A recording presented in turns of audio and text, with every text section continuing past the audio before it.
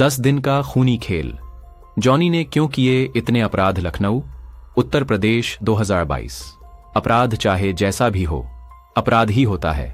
अश्विनी उर्फ जॉनी ऐसा तो नहीं था, लेकिन उसकी सोच जरूर कुछ ऐसी ही थी अपने बारे में। सच्ची कहानी पर है, आप पूरा वीडियो देखें। और अगर चैनल पर आए हैं तो ऐसी ही सच्ची कहानी के लिए चैनल को सब्सक्राइब जरूर करें। अश्विनी उर्फ जॉनी जिला बिजनौर के कस्बा बड़ापुर का रहने वाला था। पढ़ा लिखा, स्वस्थ, सुंदर युवक। पिता सुभाष धामपुर की गन्ना सहकारी समिति में नौकरी करते थे। शिक्षा के महत्व को समझने वाले सुभाष ने अश्विनी को एमकॉम तक पढ़ाया था। उसने इंटरमीडिएट शोहारा के स्कूल से किया। आगे की पढ़ाई के लिए उसके पिता सुभाष ने जॉनी को उसके मामा हर्ष के घर दौलताबाद भेज दिया था। वहीं रहकर जॉनी ने नजीबाबाद के कॉलेज से बीकॉम और एमकॉम की डिग्रियां हासिल की। इसके अलावा मामा के घर रहकर उसने कई डिप्लोमा भी किए, ताकि मौका मिलने पर किसी अच्छी नौकरी में निकल जाए।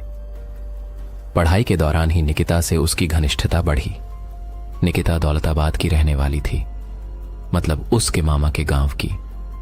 जॉनी और निकिता की निकटता कई सालों तक बनी रही। बाद में यह बात भी सामने आई कि जॉनी ने निकिता को प्रपोज किया था, लेकिन उसने मना कर दिया था। करीब 4-5 साल पहले की बात है, जब जॉनी को कोई अच्छी नौकरी नहीं मिली तो वह दिल्ली से सटी औद्योगिक नगरी नोएडा चला गया था। वहां उसे एक बिल्डर के यहां नौकरी मिल गई। अगले 4 साल उसने नोएडा में ही गुजारे। बीच बीच में घर भी चला जाता था। इस बीच निकिता को एयर होस्टेस की नौकरी मिल गई थी और वह दुबई चली गई। कहते हैं जॉनी और निकिता के फोन पर बराबर बातें होती थीं। अश्विनी उर्फ जॉनी दादा बीच बीच में बढ़ापुर स्थित अपने घर आता रहता था। करीब 1.5 साल पहले अश्विनी जब घर आया हुआ था तो उसके साथ एक बड़ा पंगा हो गया था। दरअसल बढ़ापुर के ही मोहल्ला नोमी में भाजपा नेता भीमसेन का घर था। नेता होने के नाते भीमसेन के इलाके में तो दबंगई तो चलती ही थी। पुलिस विभाग में भी अच्छी पैठ थी। भीमसेन के बेटे राहुल ने एक अनुसूचित जाति की लड़की से प्रेम विवाह किया था। जॉनी और राहुल हमउम्र थे, साथ साथ उठने बैठने और खाने पीने वाले। जॉनी कभी कभी मजाक में राहुल की शादी को लेकर कमेंट कर देता था, जो गलत था। ये बात राहुल को बुरी लगती थी। इसी बात को लेकर एक दिन दोनों में विवाद हो गया। बात बढ़ी तो राहुल और उसका चचेरा भाई कृष्णा जॉनी से उलझ गए। दोनों ओर से मारपीट हुई। एक तरफ 2 भाई थे, दूसरी तरफ अकेला जॉनी। इसके बावजूद जॉनी दोनों पर भारी पड़ा तो भीमसेन के परिवार के लोग भी झगड़े में कूद पड़े और अश्विनी को नंगा करके पिटाई कर दी। बात थाने तक गई। पुलिस ने रिपोर्ट दर्ज न करके दोनों पार्टियों को थाने बुलाया। यहां भीमसेन की नेतागिरी काम आई। पुलिस ने नेताजी के साथ आए लोगों, उनके बेटे राहुल और भतीजे कृष्णा को सम्मानपूर्वक कुर्सियों पर बैठाया, जबकि अश्विनी को न केवल फर्श पर बैठाया गया बल्कि 2-4 पुलिसियां हाथ भी जमाए गए। बातचीत के बाद पुलिस ने दोनों पार्टियों का लिखित समझौता करा दिया। इतना ही नहीं, पुलिस ने अश्विनी से नेताजी के पैर छूकर माफी भी मंगवाई। अश्विनी को इस बेइज्जती से गहरी चोट पहुंची। उसे लगा कि इस बेइज्जती को लेकर वह गांव में नहीं रह पाएगा, इसलिए अपनी बेइज्जती का बोझ उठाए वह अपनी नौकरी पर नोएडा चला गया। नोएडा में फिर से काम शुरू करते हुए अश्विनी ने तय किया था कि गालों पर पड़े बेइज्जती के थप्पड़ को वह अपनी मेहनत के बोझ के नीचे दबा देगा। अश्विनी कॉलेज टाइम से ही निकिता से प्यार करता था। हो सकता है यह उसका एक तरफा प्यार रहा हो, लेकिन यह भी सच है कि उसकी उम्मीद टूटी नहीं थी। वजह यह कि निकिता उससे बराबर बात करती थी। दोनों की बातचीत तब भी चलती रही जब वह एयर होस्टेस बनकर दुबई चली गई। अश्विनी को अपनी मां से बहुत प्यार था। वह मां की हर बात मानता था। इसी साल जून में जब अश्विनी की मां का निधन हो गया तो उसे गांव आना पड़ा। मां की मृत्यु के बाद अश्विनी को लगने लगा था कि वह अनाथ हो गया है। यही वजह थी कि घर में उसका मन नहीं लगता था। कभी वह कस्बा शोहारा चला जाता, कभी नजीबाबाद तो कभी नगीना, या फिर वह गांव के हमउम्र लड़कों के साथ उठता बैठता। इस बीच उसने उन राहुल और कृष्णा से भी दोस्ती गांठ ली थी, जिनकी वजह से उसकी बेइज्जती हुई थी और वह गांव छोड़कर नोएडा चला गया था। अश्विनी को जब भी राहुल और कृष्ण मिलते तो वह उनसे घुल मिलकर बातें करता, उन्हें नोएडा और दिल्ली की कहानियां सुनाता। अश्विनी को घर आए 3 महीने हो गए थे। इस बीच उसने निकिता को कई बार फोन किया, लेकिन उसने फोन नहीं उठाया। निकिता दौलताबाद की थी। उसकी जानकारी रखने के लिए अश्विनी ने उसी गांव की एक लड़की को बहन बना रखा था। जब निकिता ने बात नहीं की तो अश्विनी ने अपनी तथाकथित बहन से उसके बारे में पूछताछ की। पता चला कि वह कई महीने पहले दुबई से लौट आई है। उसे यह भी जानकारी मिली कि निकिता की शादी मुरादाबाद के एक लड़के से तय हो गई है। जॉनी के खतरनाक इरादे, इस जानकारी से अश्विनी के दिल को गहरी चोट लगी। उसने मन ही मन फैसला किया कि निकिता की शादी से पहले उससे एक बार मिलेगा जरूर। 26 सितंबर 2019 को अश्विनी और कृष्णा की मुलाकात हुई तो उसने कृष्णा से कहा, मैं पुरानी बातें भूल चुका हूं, तुम भी भूल जाओ। शाम को पीने पिलाने की महफिल जमाते हैं, राहुल को भी बुला लो। पार्टी होगी कहां? कृष्णा ने पूछा तो अश्विनी बोला, उसकी जिम्मेदारी मुझ पर छोड़ दो। खाने पीने और जगह का इंतजाम मैं खुद कर लूंगा, बस तुम लोग पहुंच जाना। जगह के बारे में मैं फोन करके बता दूंगा। बातचीत के बाद कृष्णा चला गया। उसने राहुल से मिलकर कहा, जॉनी काफी पैसे कमाकर लौटा है, पुरानी बातें भुला देना चाहता है। शाम को पार्टी देने की बात कर रहा था, क्यों ना हम भी सब भूल भाल कर उसकी पार्टी में शामिल हों, चलेगा ना? ठीक है, पुरानी बातों को भुला देना ही बेहतर है। बता देना कब कहाँ चलना है। राहुल ने उसकी बातों पर मुहर लगा दी। शाम को अश्विनी ने फोन करके कृष्णा को जगह बता दी, साथ ही कह दिया कि उसने खाने पीने का सारा इंतजाम कर लिया है। अश्विनी ने जो जगह बताई थी वह बढ़ापुर जाखरी मार्ग किनारे के जंगल में थी। नशा सिर चढ़कर बोला, कृष्णा और राहुल अपने चाचा ताऊ के लड़कों दीपक और रवि को लेकर अश्विनी की बताई जगह पर पहुंच गए। अश्विनी उन सबको मुख्य मार्ग से करीब 200 मीटर अंदर जंगल में ले गया। वहां शराब, बियर और खाने पीने की चीजों का पूरा इंतजाम था। थोड़ी देर में पीना पिलाना शुरू हो गया। सब ने जमकर नशा किया। इस बीच छोटी छोटी बातों को लेकर अश्विनी और राहुल में झगड़ा होने लगा। धीरे धीरे बात इतनी बढ़ी कि नौबत मार पिटाई की आ गई। दोनों ओर के लोग बियर की बोतलें तोड़कर खून खराबे पर उतर आए। ये देख कृष्णा और राहुल को छोड़कर बाकी युवक भाग खड़े हुए। ज्यादा नशे की वजह से राहुल और कृष्णा के पैर लड़खड़ा रहे थे। इसी बीच अश्विनी ने कमर से पिस्तौल निकालकर पहले राहुल को 4 गोलियां मारी, जिनमें से 2 गोलियां उसके सिर में, 1 सीने में और 1 पेट में लगी। फिर उसने 3 गोलियां कृष्णा को मारी, जो उसके सिर, सीने और पेट में लगी। कृष्णा और राहुल को मौत के घाट उतारकर अश्विनी वहां से भाग गया। खून खराबे में लिपटी इस घटना की जानकारी दीपक ने पुलिस और कृष्णा राहुल के घर वालों को दी। सूचना मिलते ही थाना बढ़ापुर की पुलिस घटनास्थल पर पहुंच गई। घटनास्थल पर पड़ी शराब, बियर की बोतलों, 2 लाशों और बिखरे खून से अनुमान लगाया जा सकता था कि वहां क्या और कैसे हुआ होगा। घटना की सूचना मिलने पर नगीना की सीओ अर्चना सिंह और बिजनौर के एएसपी देहात विश्वजीत श्रीवास्तव भी घटनास्थल पर पहुंच गए। घटनास्थल की भयावहता को देखकर उन्होंने कई थानों की पुलिस को जंगल में अश्विनी उर्फ जॉनी को तलाशने का काम सौंपा। प्राथमिक कार्रवाई से निपटने के बाद पुलिस ने राहुल और कृष्णा की लाशें पोस्टमार्टम के लिए भेज दी। इस बीच भीमसेन ने थाना बढ़ापुर में राहुल और कृष्णा की हत्या का केस दर्ज कराया, जिसमें अश्विनी उर्फ जॉनी, उसके भाई रंजीत, पिता सुभाष, जॉनी के चचेरे भाई रवि और मुरादाबाद निवासी बहनोई को नामजद किया गया। घटना के अगले दिन बिजनौर के एसएसपी संजीव त्यागी और मुरादाबाद रेंज के आईजी रमित शर्मा ने घटनास्थल का निरीक्षण किया। जिस जगह हत्याएं हुई थीं, उससे पुलिस अधिकारियों ने अनुमान लगाया कि हर जगह पुलिस तैनाती की वजह से अश्विनी भाग नहीं पाया होगा। संभावना थी कि वह कहीं जंगल में छिपा होगा। आईजी के निर्देश पर बिजनौर के 20 थानों की पुलिस को अश्विनी को खोजने के लिए लगा दिया गया। जंगल को खंगालने के लिए ड्रोन कैमरे का भी सहारा लिया गया, लेकिन घर परिवार और रिश्तेदारियों में कहीं भी अश्विनी का कोई सुराग नहीं मिला।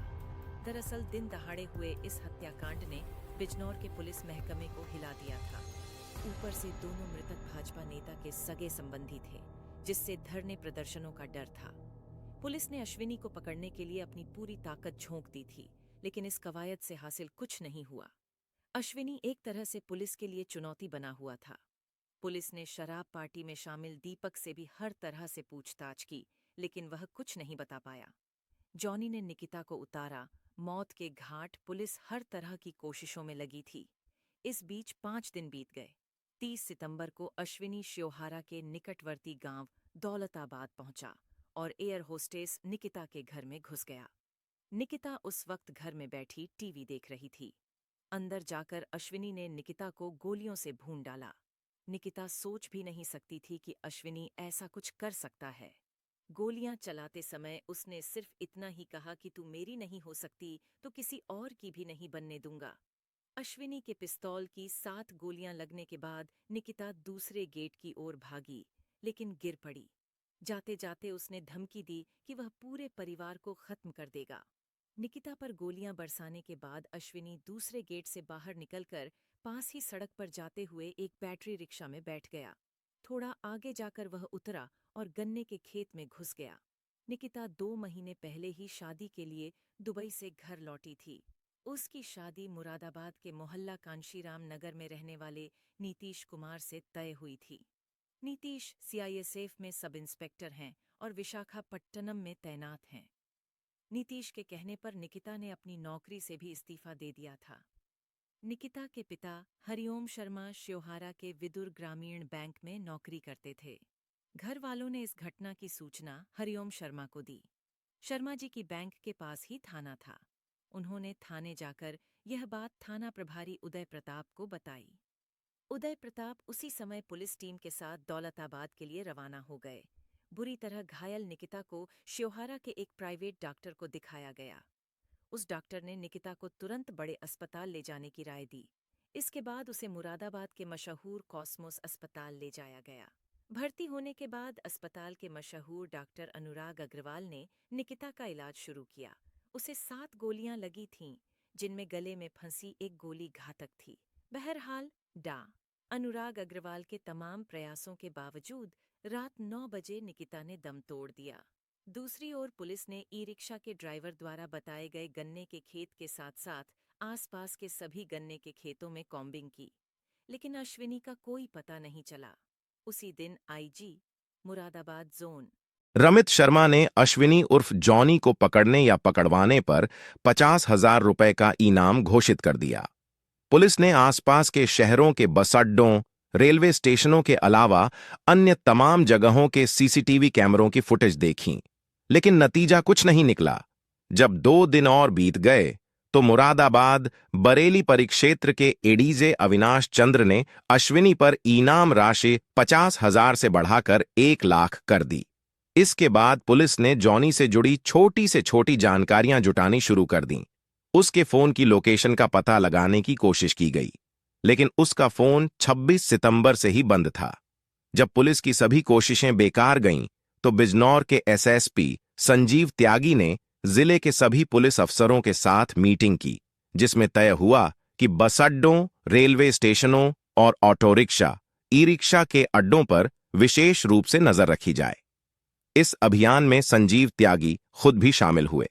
3 अक्टूबर को किसी मुखबिर ने पुलिस को सूचना दी कि अश्विनी उर्फ जॉनी को नगीना के तुल्लाराम हलवाई की दुकान पर रसगुल्ले खाते देखा गया है। तुल्लाराम के रसगुल्ले जिला भर में मशहूर हैं। सूचना मिलते ही पुलिस चौराहे के पास स्थित तुल्लाराम की दुकान पर पहुंच गई, लेकिन तब तक जॉनी वहां से जा चुका था। पूछताछ में पता चला कि जॉनी ने वहां बैठकर 8 रसगुल्ले खाए थे। बाद में वह बराबर में स्थित मोहन रेस्टोरेंट में भी गया था, जहां वह काफी देर बैठा रहा।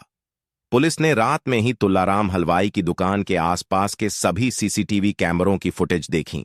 इससे यह जानकारी मिली कि चौराहे से जॉनी हरिद्वार जाने वाली बस में सवार हुआ था।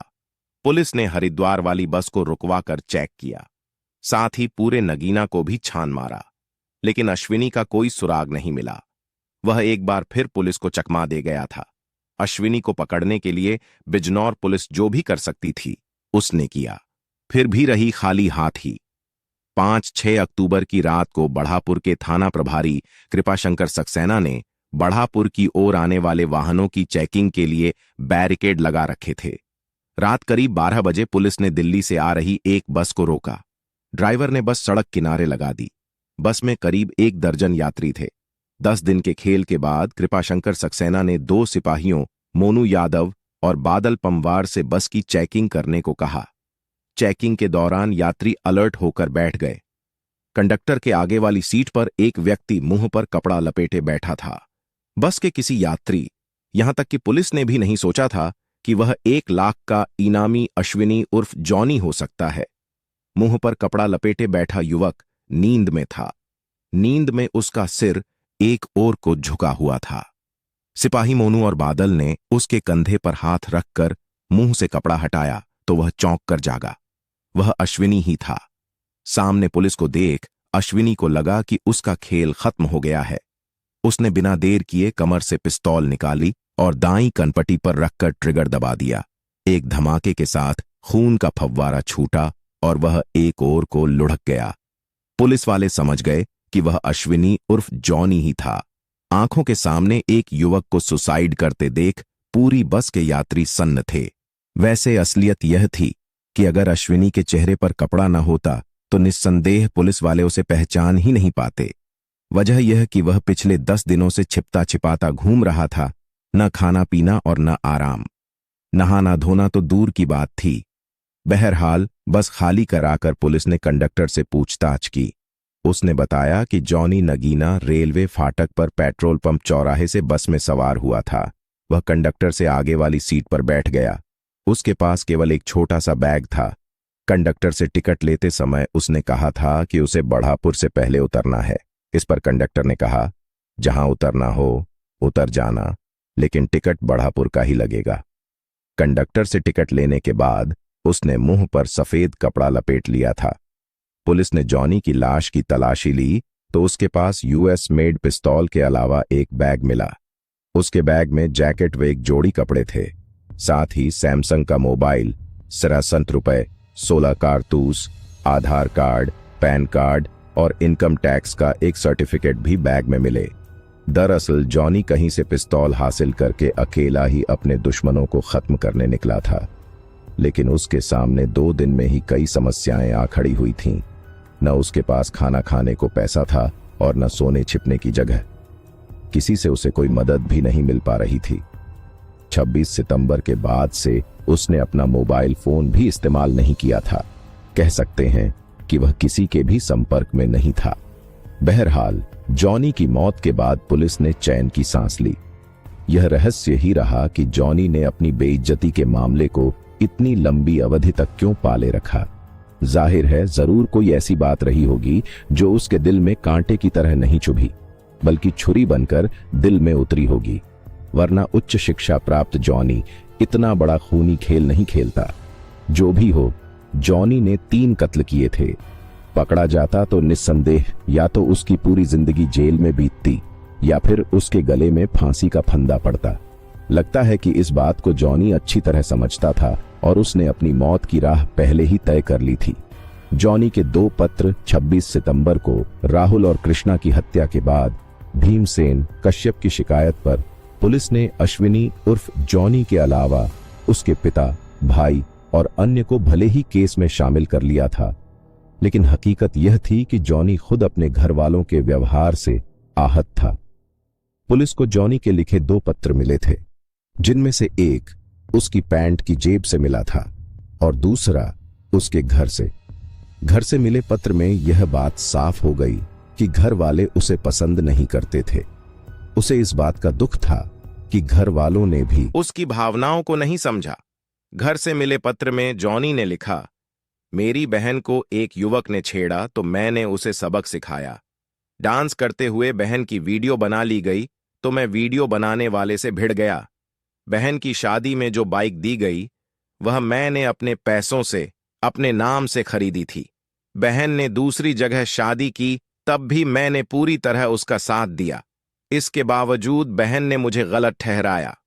इस पत्र में जॉनी ने और भी कई मामलों का जिक्र करते हुए घर वालों के गिले शिकवों का जिक्र किया था, जबकि वह शुरू से ही उनकी मदद करता आया था। जॉनी की जेब से जो पत्र मिला, उस पत्र को वह पुलिस थाने तक पहुंचाना चाहता था। इस पत्र में उसने लिखा कि वह जानता है कि उसने 3 हत्याएं की हैं, लेकिन इस अपराध के लिए वह सरेंडर करना चाहता है। उसने आगे लिखा, बढ़ापुर थाने के कुछ पुलिसकर्मी बहुत अच्छे हैं, उनकी वह इज्जत करता है। वह सरेंडर करना चाहता है, लेकिन उसके साथ मारपीट न हो, बेइज्जत न किया जाए। पुलिस अच्छा काम कर रही है, मुझे ढूंढ रही है। मैं सरेंडर करने को तैयार हूं, लेकिन वह अपने इस पत्र को पुलिस तक पहुंचा नहीं पाया। हो सकता है सुसाइड वाली रात वह सरेंडर करने के लिए ही बढ़ापुर जा रहा हो। ऐसी और रियल स्टोरी के लिए आप अभी चैनल को सब्सक्राइब करें और कमेंट बॉक्स में जॉनी के लिए कुछ जरूर लिखें। क्या उसने सही किया?